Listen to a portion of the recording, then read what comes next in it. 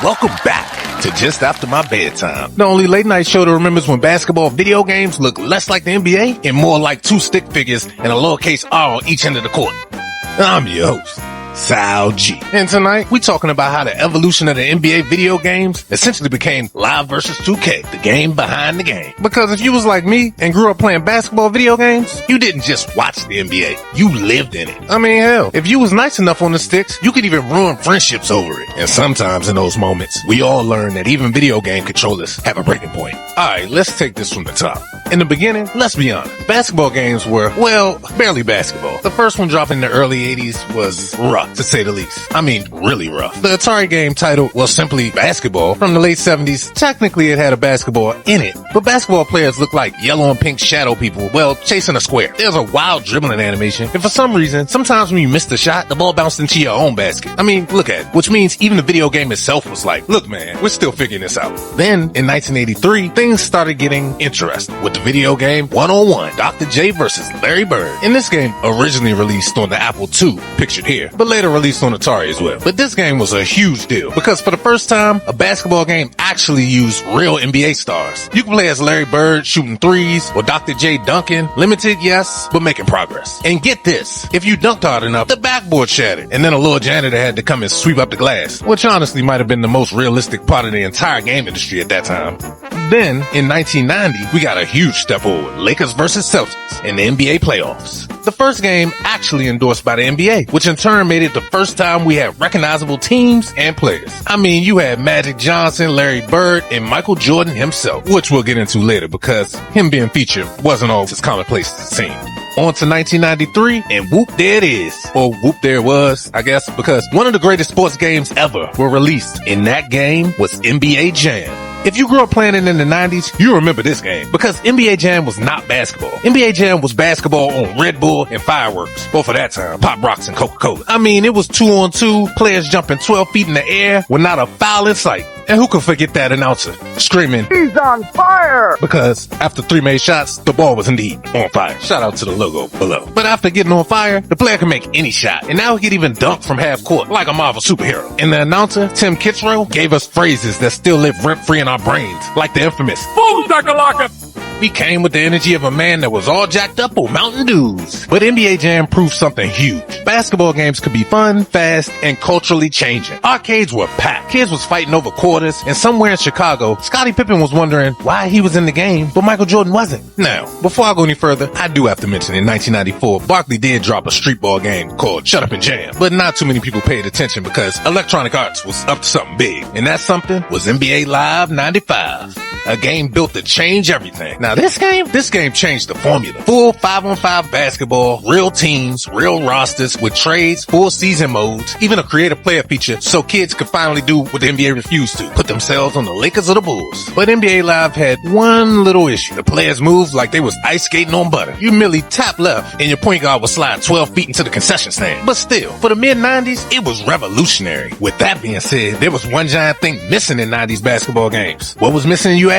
Michael Jeffrey Jordan, the main man himself. You see, his airness had temporarily left the NBA Players Association in the 90s to handle licensing himself, which in turn meant most games couldn't legally include him. Except that one game that wasn't a basketball game, but still featured Michael Jordan in basketballs. That game was, Windy City. Oh, and I guess he was in Space Jam game too. It was weird, to say the least. But then again, so were the 90s sometimes. So in lieu of the Michael Jordan dilemma, developers did what every tech company does when faced with legal problems. They created a loophole, of course. You get a guy named roster player number 99 or 24, or in some cases, some guy wearing number 20 named Myers. They would all be starting on the Chicago Bulls. He'd be 6'6", a shooting guard, but definitely not Michael Jordan. Not even Johnny Kilroy. Only the real know about that. But nope, just Michael Jordan's cousin, legally speaking. But while Live was enjoying itself in the limelight, there was other NBA games like Midway's NBA Showtime, or in my opinion, the underrated Kobe Bryant's NBA Courtside, which is the only game to this day where you can hang on the rim after a dunk and sometimes get a tech for it, but none were quite like what Sega and Visual Concepts was cooking up with NBA 2K in 1999. They hit the scene like, we got it from here live, bam, off the break. You could tell this was different from the details, to the tattoos, to the better presentation, and the consequences. The first 2K felt like the future, and they even tried online in 2K1. Well, it was a $56K modem, so more lag than gameplay. But 2K had street courts and franchise structures that actually kept your attention for seasons with an S, and that was the shift. Hold on.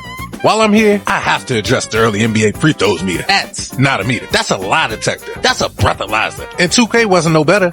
It was basically a carnival game run by Sega Satan. You line it up perfectly, release the button, and the ball would still clank off the iron like it was Tony from Blue Chips and you had him for 2 made free throws. I mean, those early 2K free throws were not shooting mechanics. They were character building exercises. Meanwhile, the computer was shooting 90% from the line with Ben Wallace, which might have been the first case of video game cheese. So suddenly, gamers had 2 competing styles. And to be honest, that competition pushed both franchises forward. Then, Live 2000 introduced their new edition by creating one of the best commercials ever. They did the only thing you could do to set yourself apart. They introduced Cyber Jordan, which brought back MJ. And to keep it a bean, it sort of misled us into believing those graphics would look like that commercial during actual gameplay. But I digress. While we're here, let's be honest. The early 2000s were the golden age of basketball games. Moving on to a few years later in 2003, Live upped the ante again with something revolutionary. Something called freestyle control. And for the first time, the right stick controlled dribbling moves. I'm talking crossovers, hezzies, behind the back moves, which also meant if you picked AI, Allen Iverson again, you could cross somebody so hard, their memory card filed a police report. Yes, kids, a memory card. Think floppy disk for video games. Wait, you don't know what a floppy disk is either.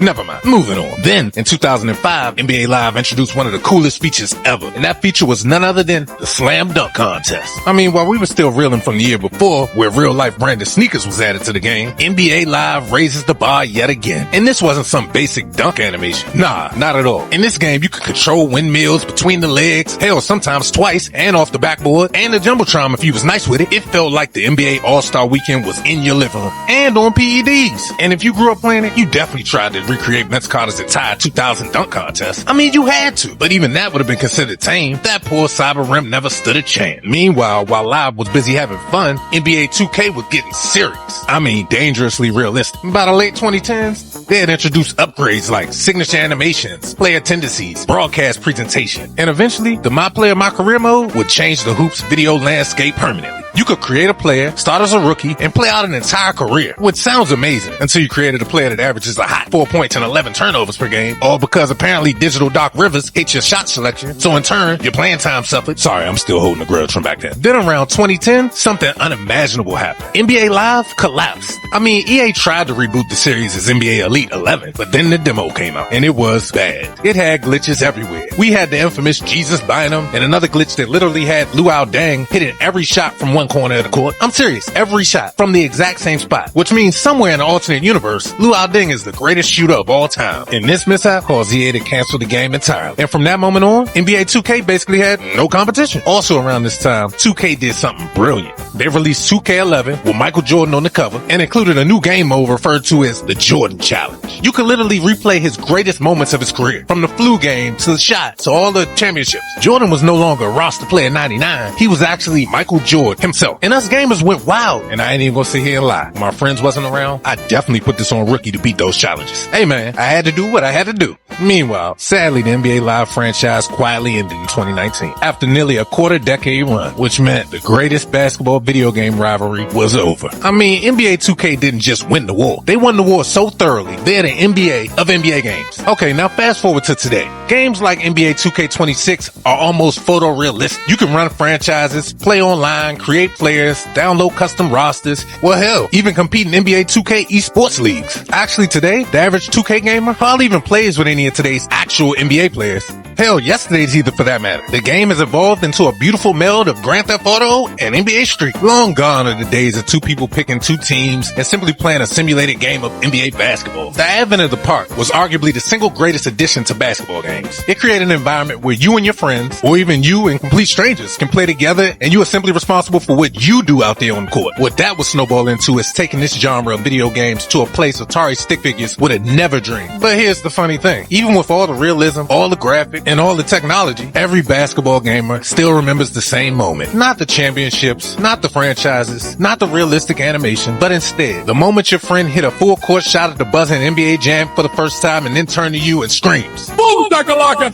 And suddenly you remember why basketball games were fun in the first place. Man, y'all like comment and share. Y'all take care. Peace.